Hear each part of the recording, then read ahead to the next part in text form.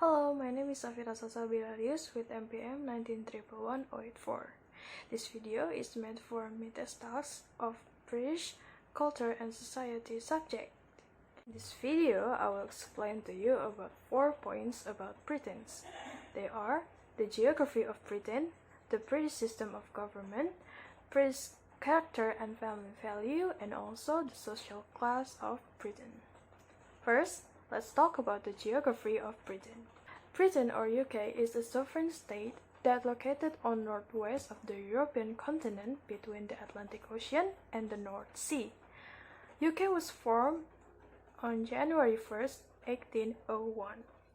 The official name of this state is the United Kingdom of Great Britain and Northern Ireland, and people call it the UK. United Kingdom is a state within states, with London as the capital city. The UK is made up of England, the capital city of England is London, Scotland, the capital city of Scotland is Edinburgh, Wales, the capital city of Wales is Cardiff, and also Northern Ireland, the capital city of Northern Ireland is Belfast. From the name, we can see UK consists of Great Britain and Northern Ireland. But where is the Great Britain?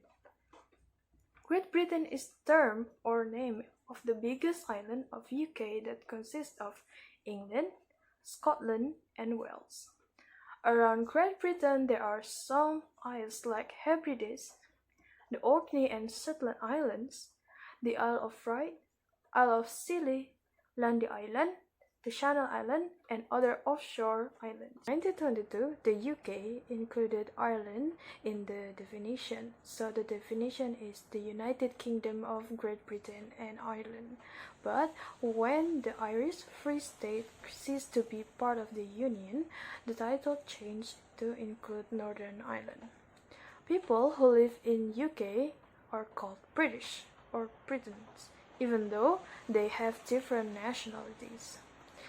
The national flag of UK is called Union Flag or Union Jack. The flag symbolizes the administration of Union of the countries of England, Scotland, and Northern Ireland. And what about Wales? Wales was not actually a kingdom, but a principality, so it couldn't be included into the flag. After talk about geography, let's talk about the British system and government. The UK is a parliamentary democracy with a constitutional monarch as the head of state. The current monarch who leads the UK now is Queen Elizabeth II. Then, who runs the UK? They are the British government with Prime Minister as the leader. Next, we're going to talk about Parliament. Parliament is where members of parliaments or MPs meet to decide laws and make decisions for the UK. The main function of parliaments are to pass law, to scrutinize government policy and administration, and to debate the major issues of the day. Parliament consists of 3 parts. The first part is the Queen. The Queen here is only rules symbolically, and the Queen has the final say on whether the bill or draft of the law becomes law. Next is the House of Lords. People that included in this part are who inherited family titles or who have been given titles because of their incredible jobs in one field or another. And there are about 675 members of Lords called peers. They are the double checker of the new laws and to make sure that the law is work and fair. The last is the House of Commons.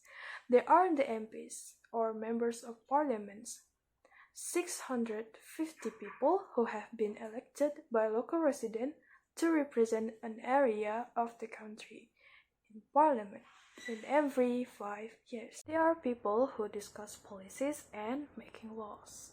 The House of Lords and the House of Commons meet in the House of Parliaments. Okay. Now let's move to British character and family value. British are famous for their politeness and self-discipline and their sense of humor. People in the UK usually greet each other. It can use usual greetings like good morning, good afternoon, good evening, hi or hello, or by saying how do you do for formal greeting. British people usually do handshake, and for kiss and hug for people who are already close with, like friends and relatives. In the UK, people call each other by their names or affectionate names like dear, flower, miss, sir, or mate according to your sex, age, and location. British people like to use word excuse me, sorry or pardon, please, and thank you in their daily conversation. Things that considered as taboos in the UK are don't stand in line, burp, spit, pass wind, or pick your nose in public, and ask about personal life like your age, height, weight, or maybe your marriage. British people like to come a little bit later from the time of an invitation, but it's different when they meet important people or the invitation that said sharp time. When it comes to dinner, British people usually use knives in right hand and fork in left hand, or reversed for left-handed. For eating soup and dessert, they use spoon. People have to wait the host to eat first or say the permission to eat. As a guest, bring gift for the host like thank you card, food or beverages, or chocolate is appropriate. For the British family, a family is usually consists of two parents, mother and father, and children. But since 20th century, there has been a rise of single-person households, which increased from 18 to 29% of all households between 1971 to 2002. In the past, divorce was very difficult to do, expensive, and took a long time.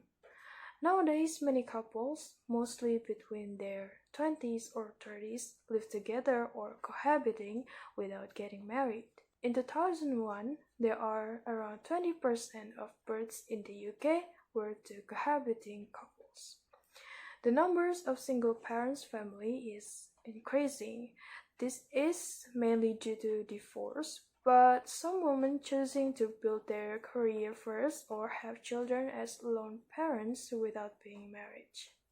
On average, 2.4 people lives as a family in one home in Britain, smaller than other European countries. The last topic of this video is the social class in Britain. The traditional classes of British is an upper, middle, and worker class. In 2013, government divided class into 7 classes. Precariat, the lowest class, people being categorized as precariat from the low levels of economic, cultural, and social capital.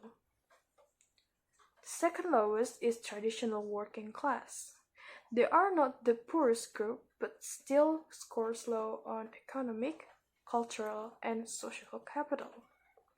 Next is emergent service workers. There are people that have low economic capital. There are people that have low economic capital but have high levels of emerging cultural and social capital. This group are young and often found in urban areas. Next one is technical middle class. There are people with high economic capital but seems less culturally and socially engaged. Next one is new affluent workers. There are people that have medium level of economic capital and higher level of cultural and social capital. Next one is established middle class. They have high levels of all capitals, although not as high as elite. They are gregarious and culturally engaged class. The top class is elite. the most privileged class in Great Britain who have high levels of all three capitals, especially in the economic capitals. That's all from me in this video. Thanks for watching. Cheers!